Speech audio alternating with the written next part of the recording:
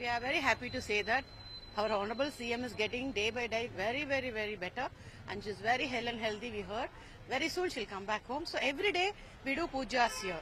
Not only here, people knows all over Tamil Nadu, all over India, people are praying for Amma. Today also we did for Balaji Perumal puja here. All our women's wing ladies were here.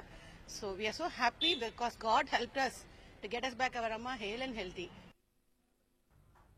आणि एकूणच या संदर्भात अधिक माहिती घेऊयात. आमचे हैदराबादचे प्रतिनिधी प्रसाद भोसेकर आपल्याबरोबर आहे. प्रसाद, काही प्रतिक्रिया तर अशा मिळत आहेत, मात्र ज्या तऱ्हेनं संपूर्ण देशामध्ये यज्ञयाग सुरू आहे, प्रार्थना सुरू आहे, अमित शहा देखील भेटीला गेले आहेत, काय अधिक माहिती कळते एकूणच अम्मांच्या प्रकृतीविषयी?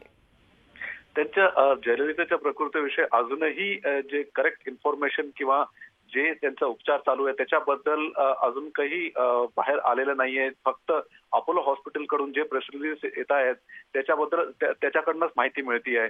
पण जे दुसरी बाजू आहे ते जे ओ पनीरसेल्वम जे फायनान्स मिनिस्टर आहेत आणि याच्यापूर्वी पण दोन वेळेस ते मुख्यमंत्री झाले होते किंवा जेव्हा जयललिता जेलला गेली होती आणि जेव्हा सुप्रीम कोर्टने एकदा त्यांना तिकडून सीएमच्या ह्याच्यावरतून रिमूव्ह केलं होतं.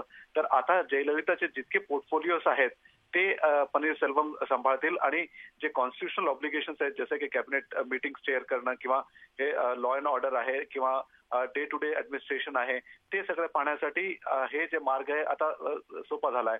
पण अजूनही जयललिताची प्रकृती नेमके काय झाली, कारण की डिहायड्रेशन आणि तापेमुळे ती त्यांना अपोलो हॉस्पिटल्समध्ये ऍडमिट केलं होतं. पण आतापर्यंतही वेगवेगळ्या प्रकारचे जे प्रेस रिलीज येत आहेत अजूनही त्यांचा उपचार चालू आहे. ही माहिती दिल्याबद्दल प्रसाद भोसेकर आपले प्रतिनिधी आपल्याला माहिती देत होते चेन्नईहून.